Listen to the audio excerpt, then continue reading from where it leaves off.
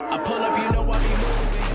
Moving the foreign, I'm cruising. The money I'm speaking is fluent. All of my business booming. Stacking my cash in abundance.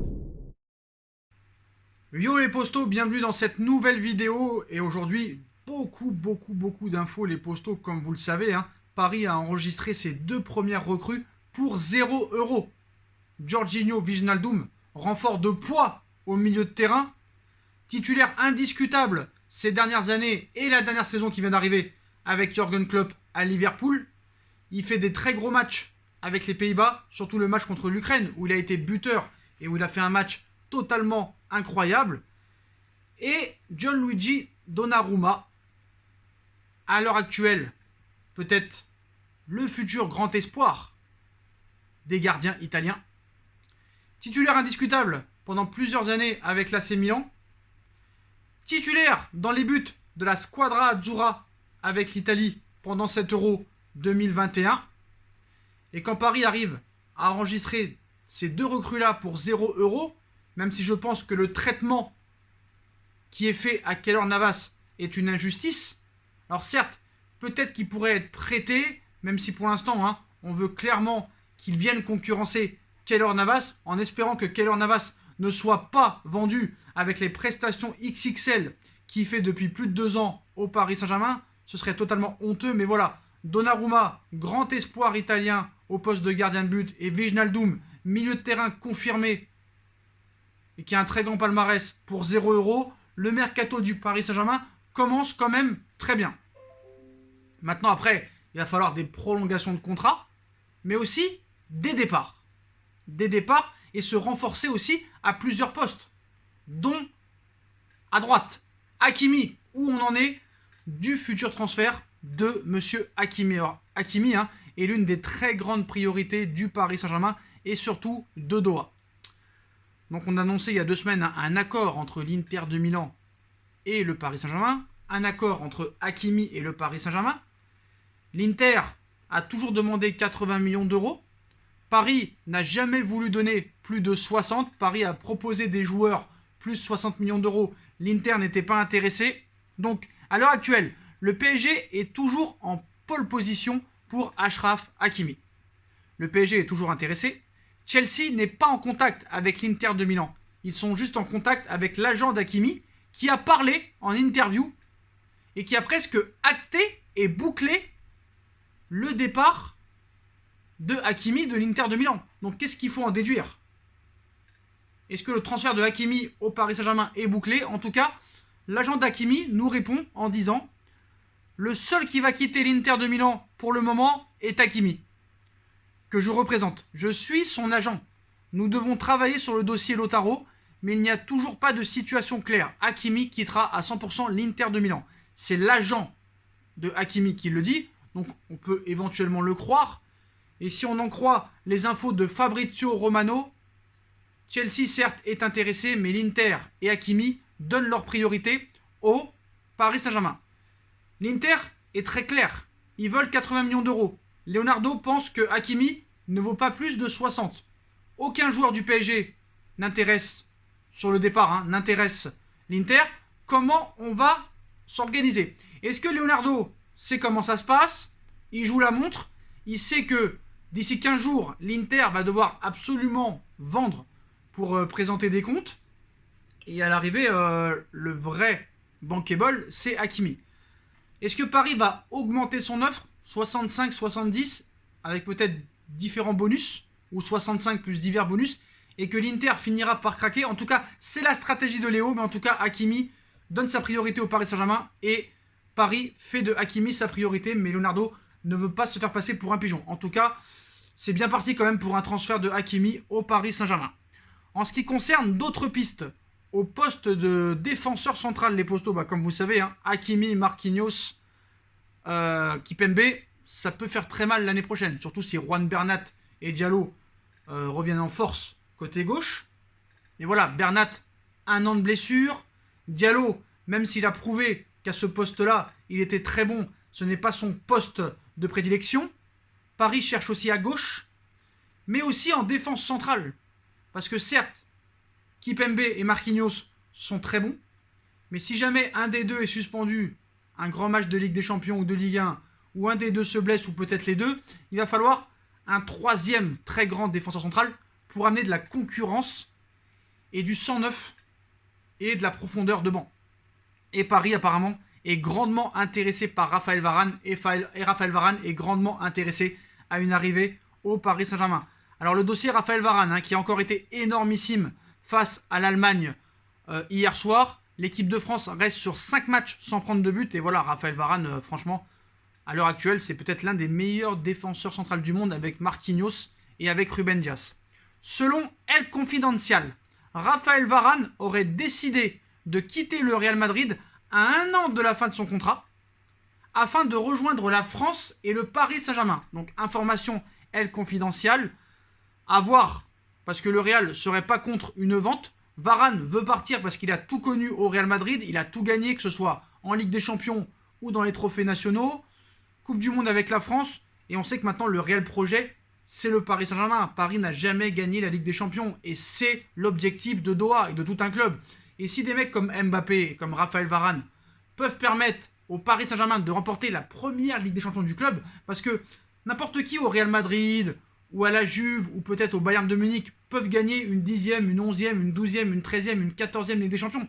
Mais maintenant, l'objectif, c'est qu'à Paris, Paris ne l'a jamais gagné.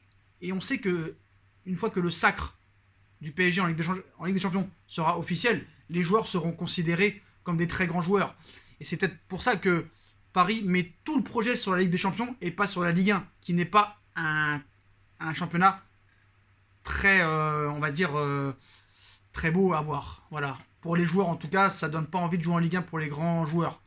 C'est peut-être ça le problème du PSG. Donc on mise tout sur la Ligue des Champions pour faire des légendes encore plus légendes. Voilà, même si Varane n'a rien à prouver, il a tout gagné. Mais je pense que c'est un gars quand même qui a beaucoup d'objectifs et qui ne serait pas contre une arrivée au Paris Saint-Germain. Maintenant, à savoir quel va être le prix fixé par le Real Madrid pour son départ. On parle d'une offre entre 50 et 60 millions d'euros du PSG, peut-être dans les prochaines semaines. Et le Real pourrait peut-être accepter la proposition du PSG de 50 à 60 millions d'euros pour peut-être aussi continuer les petites discussions pour Kylian Mbappé et pour ne pas froisser les relations très bonnes entre Nasser et Pérez qui se sont un petit peu détériorées depuis cette histoire de Super League. En ce qui concerne maintenant les deux meilleurs joueurs du monde à l'heure actuelle, Cristiano Ronaldo et Léo Messi, qui font encore des ravages avec leur sélection. Messi qui a mis un superbe but en sélection avec l'Argentine lors de ce premier match contre le Chili. Et Ronaldo hier qui a mis un doublé en 3 minutes et qui rentre dans l'histoire encore du football en battant des records et des records. En ce qui concerne Lionel Messi, les postos, depuis 3 semaines à mois, la presse espagnole nous annonce un accord pour que Messi prolonge au FC Barcelone. Mais aujourd'hui, nous sommes le 16 juin. Messi sera en fin de contrat avec le Barça le 30 juin, dans 2 semaines, jour pour jour, et il n'y a toujours pas de prolongation officielle. Et je suis désolé, il y a des choses qui peuvent nous faire penser que Lionel Messi pourrait définitivement quitter le FC Barcelone. Pourquoi ? Le nouveau maillot du Barça a été présenté hier, et Léo Messi était absent des marques, des flocages derrière. C'est assez bizarre. Donc le Barça a officiellement dévoilé son maillot pour la saison prochaine, une présentation où un certain Léo Messi était abonné absent. Donc tu avais des Agüero, tu avais des Busquets, tu avais des Piqué, tu avais des Eric Garcia, tu n'avais pas de Messi. Donc l'annonce avait quelque peu fuité en Catalogne. Elle est désormais officielle. Le Barça vient de dévoiler sa nouvelle tenue pour la saison prochaine.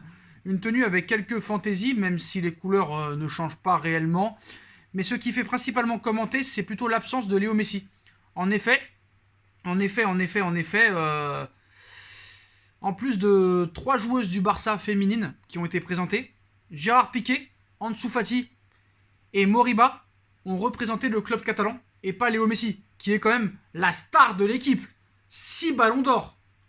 Et pour présenter le nouveau maillot, les têtes de gondole sont Ansu Fati, futur grand espoir du club, Gérard Piqué, une légende à son poste, et Moriba, peut-être aussi un grand espoir, mais pas de Léo Messi. C'est quand même bizarre. Alors, la nouvelle présentation du maillot du Barça sans Léo Messi en couverture des boutiques, la nouvelle pub de Jeep, le sponsor officiel de la Juve, sans Cristiano Ronaldo. Messi, il lui reste 14 jours de contrat, après ce sera terminé. Il y a un contrat, il y a un projet, d'accord. Il n'y a aucun projet sportif à l'heure actuelle au Barça. La signature de Memphis Depay est toujours pas actée. Ils se sont fait piquer Wijnaldum par le Paris Saint-Germain. Pour l'instant, Agüero, 33 ans, Eric Garcia, bon, 2 joueurs qui se sont fait virer de Manchester City. Et aussi la piste Cristiano Ronaldo, les postos. Hein. Parce que je suis désolé, CR7, il n'est pas dans les plans d'Allegri. CR7 a encore 1 an de contrat. Manchester était intéressé, le PSG est intéressé. Apparemment, Cristiano Ronaldo, d'après la presse italienne, donnerait sa priorité au Paris Saint-Germain en cas de départ. Mais d'après les informations aujourd'hui de la Gazzetta dello Sport, excusez-moi, les propriétaires du Paris Saint-Germain seraient disposés à offrir à Cristiano Ronaldo le même salaire qu'il touche actuellement avec la Juve, soit 31 millions d'euros net par an. C'est le premier club qui semble prêt à faire cela, puisque Manchester United aurait plutôt demandé aux Portugais de revoir ses exigences à la baisse, et la piste Real Madrid semble plus que compromise. Donc si jamais il y a un départ de Ronaldo de la Juve, ce serait bien vers le Paris Saint-Germain. On a vu encore les prestations de Ronaldo hier contre la Hongrie, cette saison aussi, 39 buts, toutes compétitions confondues en club, encore un doublé hier lors d'un Euro. C'est quand même son 5e Euro avec le Portugal, c'est quand même incroyable. Le mec a tout gagné en club, il a gagné l'Euro en sélection, il bat des records, il a battu le record de Pelé, de Michel Platini, il va être le meilleur buteur de l'histoire des sélections. Je suis désolé de le dire, mais combien de buts a mis Icardi, combien de buts a mis Neymar, combien de buts a mis Dybala? Ce mec-là, à 36 ans, est plus fiable que certains joueurs qui ont 10 ans moins que lui et qui sont soi-disant des stars mondiales. Mais je suis désolé, lui et Messi sont encore bankable, font encore vendre des maillots, et c'est ça qui intéresse Doha, et surtout, ils marquent des buts en même temps. Donc les mecs, ils savent tout faire en fait. C'est des machines à fric, et c'est des machines à marquer des buts. C'est des machines aussi à trophées.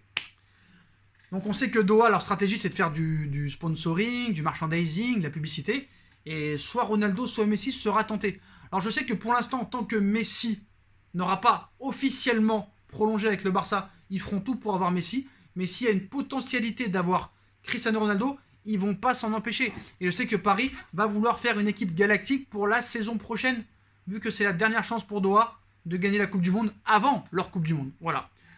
Après, il va falloir qu'aussi que le coach dise vraiment ce qu'il a à dire, parce que silence radio depuis 3 semaines, départ pas, voilà.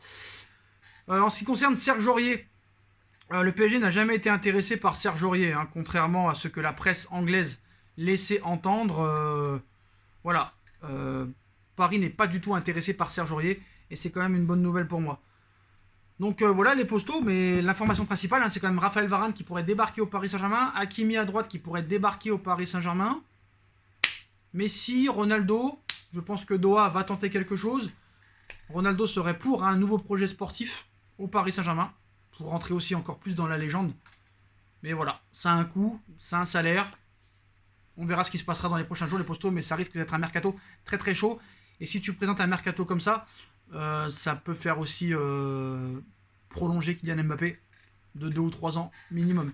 Donc voilà les postos, on like, on partage, on commente, on s'abonne, on active la petite cloche pour être tenu au courant des vidéos qui vont sortir. On me rejoint sur mes différents réseaux sociaux, sur mon autre chaîne SB Foot News, ma nouvelle chaîne YouTube, hein, mon autre chaîne YouTube qui sera aussi très chaud lors de ce mercato. Il y aura des vidéos tous les jours les postos. Allez vous abonner, allez juste en dessous, SB Foot News, nouvelle chaîne YouTube. Instagram, SB Foot News aussi, tous les liens sont en description. Ma cagnotte PayPal est aussi disponible en lien en description si vous voulez faire évoluer la chaîne en faisant un petit don.